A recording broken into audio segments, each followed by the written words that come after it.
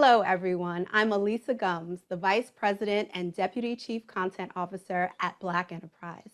And welcome to Black Women in Tech Can't Keep a Good Woman Down. Much has been written over the last few years about Black women in tech, primarily about the lack of Black women in tech. So, our challenges with access. And even after we get our foot in the door, we don't always find ourselves in environments that are welcoming or conducive to retention and advancement. But there are so many Black women and our allies working hard to change those realities from both within and outside of tech companies. And we're excited today to have two of those women with us. Please welcome Candice Dixon, the Coalition Development Director of Command Shift, which was created by the nonprofit NPower as a national consortium working for the advancement of young women of color in tech careers. Hi, Candice. Hi, so good to be here, Alisa. And we also have Kimberly Jackson, an executive IT leader who is currently the Senior Director of IT Client Services at OptumRx, a division of UnitedHealth Group. She's developed large-scale technology solutions with budgets exceeding $70 million and led development teams of more than 500 members. Kim, we're so happy to have you. Thank you. I'm glad to be here. Thank you both for being here with us today for what is an essential conversation. Candice, I want to start with you because Command Shift put out a research report called The Equation for Equality, and it starts with explaining the current landscape in tech. Can you tell us what are some of the common realities for Black women in the industry? Yeah, thank you so much for that question, Alisa. And first, just to set the stage, there are 4.7 million tech workers today, and only 5% are Black, Latinx, or Native women. And that is something that just has to change. Some of the challenges that we see women of color facing are exactly what you mentioned in your introduction.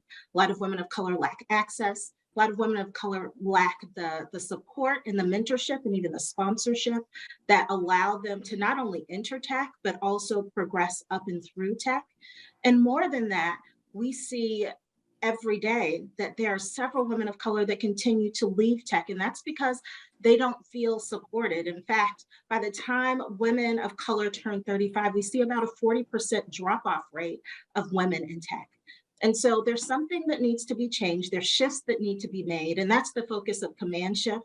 And the report that we recently released in partnership with Lightcast called The Equation for Equality. And it's there where we identify a tech talent pipeline that can be easily accessed by tech leaders today. One of the things that we see tech companies plagued by often is the need to hire based off of pedigree. And by pedigree, I mean that several people are looking to hire individuals with computer science degrees from Georgia Tech. And if we are looking to fill the tech talent gap, we're not going to be able to focus specifically on those areas to identify our talent. And so if we're looking to expand our talent pools, we need to think very seriously about skills. And that's what the Equation for Equality lays out. In fact, we say that if companies focus on what we like to call skill similarity, and that's the similarity of skills that are picked up in your current job compared to skills that are mapped into tech roles, then we can expand the tech talent pipeline exponentially. In fact, we believe that if companies are willing to focus on skills and in doing so, provide opportunities for women who are in non-tech service sector roles to receive a little bit of extra bridge and last mile training, we could increase the tech talent pipeline with women of color by 2.6 million women. And for us, that's significant because it gives us an opportunity to help fill that gap and explore opportunities to increase that 5% to a percentage that's much more representative of women who are in our country today. We're going to dive into the skills later, but Candice just shared with us, some very eye-opening statistics. you, of course, have the firsthand lived experience of what it's like to be a Black woman in tech. Can you share with us what your early time was like when you were in school and across your first jobs? Sure. So, I went through college in the late 80s. I hate to say that, but late 80s, early 90s. So there were very few of us when you look at attending a big school or a Big Ten school in the computer science / engineering curriculum. And so, you know, you have, for me, that time was very scary, very just like, oh my God, am I going to make it? What, where are my resources? And it was me and another Black woman who managed to get through the program at my school. And through blood, sweat, and tears, we made it. And we are still friends today, and still in the industry today, believe it or not. So, but I feel like it is very lonesome, and you have to really persevere and have that determination and grit and say, I'm going to get through this no matter what. Being one of few or being the only, as you just mentioned, Kim, is such a common thing that Black women in tech say they've experienced. And, having to find their own networks of support, as you just mentioned with your classmate, are one of the few places they tend to find support.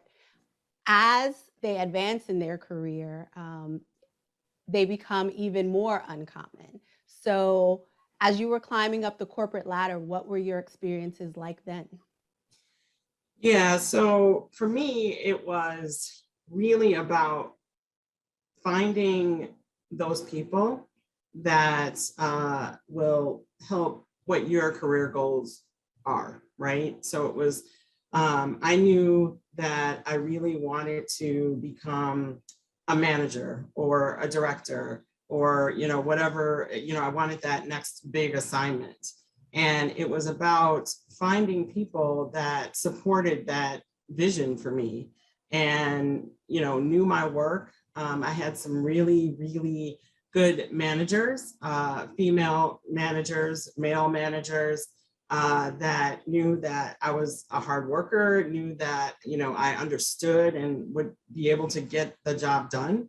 And those are the people that I leveraged and pivoted to whenever, I was looking to move to the next level. And in some cases as well, when those people sort of maxed out their careers and, reached, because many of them were older, right, and had been in the industry a while. When they had reached sort of plateaus in their careers, sometimes it also meant that I needed to leave them or move to another company, or move, somewhere else. And you have to be willing to take those risks, because sometimes, one company may be great for a little while, but the experience that you want to gain has to be, gotten elsewhere. And that's, the risk that you have to take. And if it works, great. And if not, you can't say that you didn't try. Alisa and Kimberly, I love this discussion because, Kimberly, your experience is that of the experience that we see from NPower participants and alumni every day. We have this event that we host twice a year called Executive Roundtables. And it's our opportunity for women of color to come together and have some real talk with tech leaders. And one of the key themes that comes out of those conversations is just the imposter syndrome, right? Like when they are transitioning into tech, especially as individuals who are taking a non-traditional path into tech, there's a lot of apprehension and anxiety that's there. A lot of our participants are scared, but the thing that makes us most proud is that we know that if they run into any challenges, they can come back and connect into the NPower Alumni Network, as well as connect to their instructors and also the mentors that they were connected to along the way.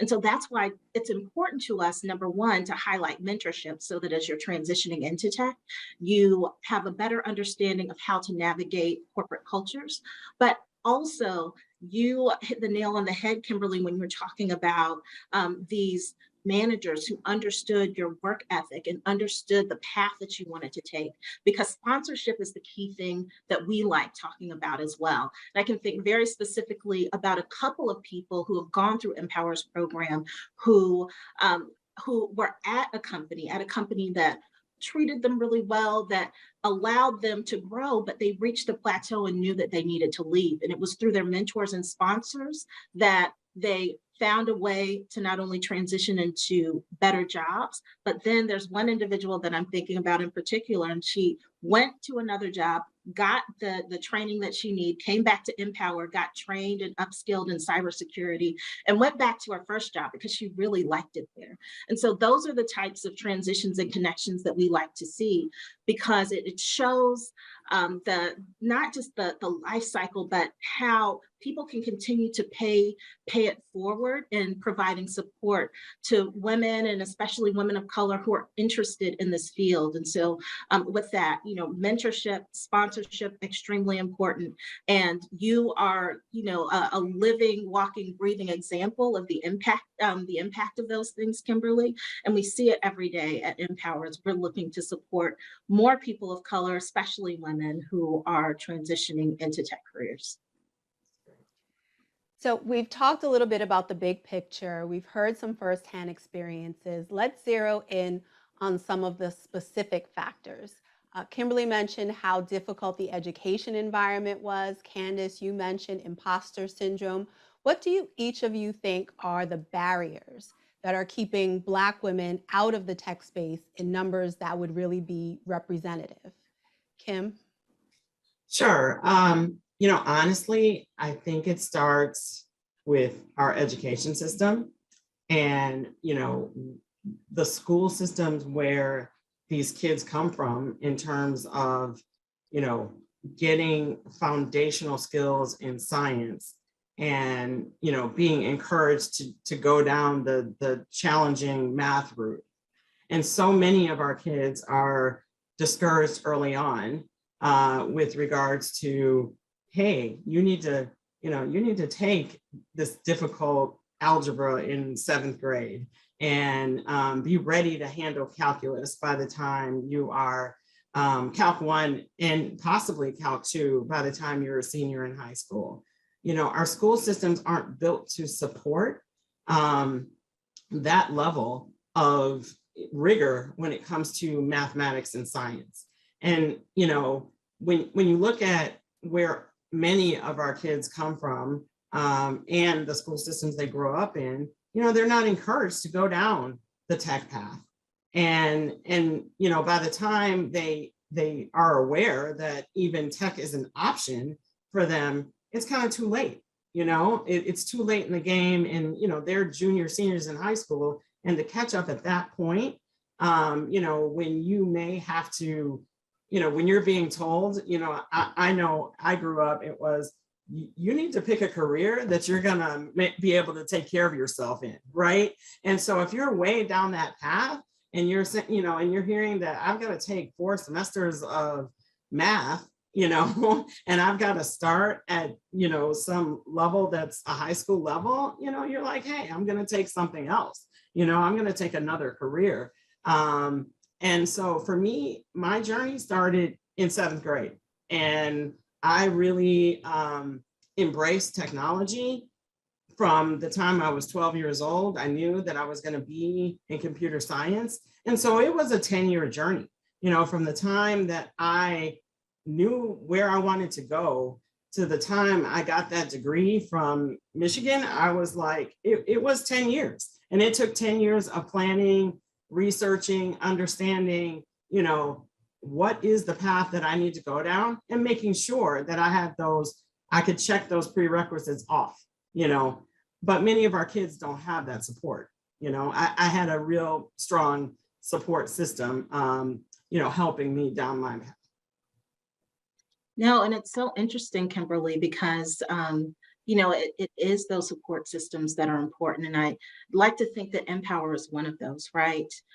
We have a program that we do in partnership with Urban Alliance, and it's kind of the answer to, you know, the question of how can individuals, especially individuals of color who don't have access to tech, how can they learn about the opportunities available to them in the tech workforce? And how can they pick up skills that would make them feel comfortable to either A, decide to take a computer science path when they go to college, or B, explore opportunities with organizations that do tech training like NPower after college. And so we're really fortunate to partner with organizations like Urban Alliance and Bank of America for that program that takes place in high school, so that young people have the ability to get gain knowledge about what tech is and what it takes to transition into tech, but also it's awareness raising, which is so very important.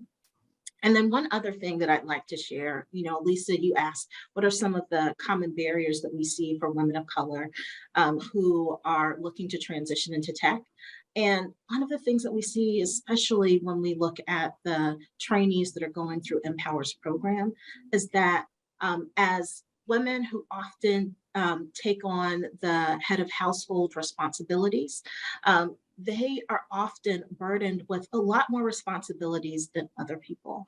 In fact, when we take a look at the pandemic and the decisions that women of color had to make in order to take care of their families, there are many people who stayed home and they were caregivers. There are many people who had to take care of ailing parents. There are many people who had to make decisions around daycare and transportation and things of that nature. So those are some of the barriers that we see for women of color. And it's the reason why the 360 supports are so important at NPower, because we want to make sure that the women who are using NPower as a pathway into tech are receiving the supports that they need in order to be successful in our program and not only enter tech through NPower, but enter, grow, and thrive. Yeah, and I would just add, you know, kind of ditto that. I mean, the support system when it comes to family and primary caregiving is essential, because tech is one of those fields that is 24/7, and you know, you can't, I mean, you should be able to manage your schedule, but depending on the fields, you know, the particular area of tech that you go in, I mean, there's you know, sort of this concept of an electronic leash, that's what I call it. But it's, you know, it's the concept that you're always on. There's always something that is happening, be it from the project management realm or the true, you know, I'm a coder realm. And with the world that we live in, because we have teams that are, you know, global, we have teams in India and, you know, the Philippines, all, you know, all over the continent.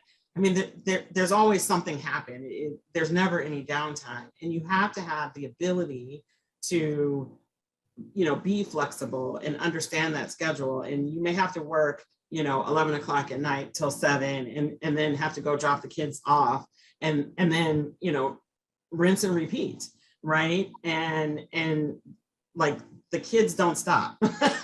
Your household doesn't stop. Or the aging parents don't stop. And so you always have to sort of manage that. So it's, you know, it's great when people understand what they're getting into, but also have the support system there to help them manage and deal with it. Similarly, why do you ladies think that we're losing so many Black women along the way, and that too few of us are making it to the senior level C-suite positions? And I'm going to start with you, Kim, because as Candice said, you are a living, breathing example that it can be done. So why isn't it happening as often as it should? Yeah, I think, honestly, I think people get fed up with the long hours and the commitment, right, that needs to be there. The politics are brutal. You know, I'm just going to be honest with you. It's, sometimes you have to sit back and watch people with not as good as skills or not as much experience, or the squeaky wheel get promoted above you, and you have to be okay with that, right? Right or wrong, you have to say, okay, I didn't get it this time, so what can I do to make sure that I get it next time, right? How do I position myself? Do I need to get another mentor? Do I need to take additional training?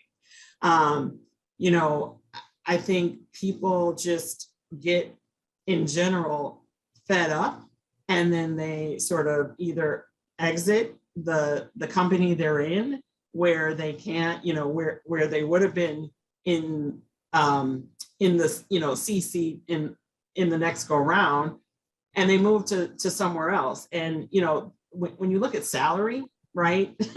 Salary across tech is so diverse. So, if you're just in it for the numbers and you reach a place where title doesn't matter, you may never reach the C-suite, but you may go somewhere else and still be compensated in the same way, right? And you may be okay with that. You're just not at the C level. Candice? Yeah.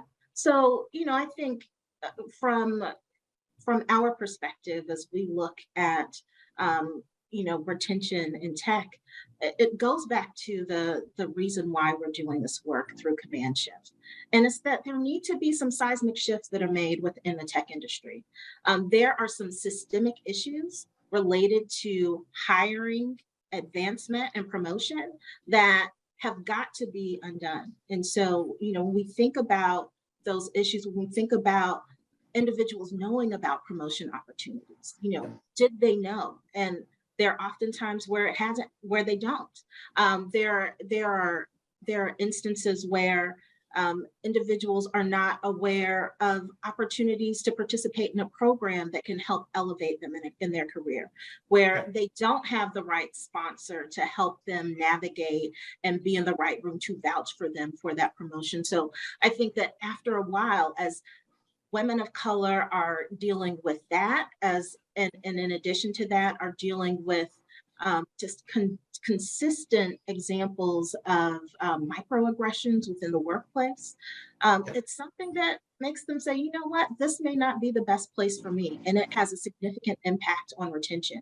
And it's not something that I've just seen in our research, but it's something that we see with our trainees sometimes. And I've seen it personally with friends and family members who work in tech, who don't get the promotions despite the fact that their numbers are better than everyone on the team, who aren't given the opportunity because they may not look a certain way, because they may not approach the work that they're doing in the way that everyone else approaches their work. And the interesting thing is, one of the reasons why we want more women of color in tech is because they can provide that innovation that is needed so that companies can grow and advance, but they're not being rewarded for that innovation because they're being oftentimes overlooked, which becomes frustrating and in turn causes them to leave. And we don't want that. And so that's why Command Shift and the work that we're doing here is not just about getting women into tech, but it's about helping them to enter, persist, and thrive. We want women of color to thrive. It's going to take strong support systems to do that. And it's also going to take companies to be very, very insistent on focusing on inclusion and belonging so that women of color feel like where they're working is a place where they are included and they can be themselves, so that they can continue to do great work, but in turn want to stay. Conversations like this one can only be effective if we move past the problems and into the solutions. And you both have started sharing solutions as we've gone on, which I love. Kim, when you look back over your career at the things that contributed to your success, whether it was something that opened doors to new opportunities, something that kept you professionally happy and engaged, or helped you climb to where you are now, what would you say that the companies that you were at have done that worked well? So, honestly, money is a big motivator for me. to be honest. So places where I have been able to, you know, attain what I feel is equitable pay in terms of just base salary and incentives has been one thing to keep me in at certain companies. I also think the type of work and the challenge of the work and being included, feeling like I had a seat at the table, right? Feeling respected in what I have to bring to the table is definitely something that has kept me at companies. And when I don't feel that, you know, I have the confidence enough to say, okay, my work is done here and I need to move somewhere else, right? Also, building a network of people that respect what you have to bring, not just necessarily mentors, but people at your level that also look to you and want to engage you on whatever problem they're having.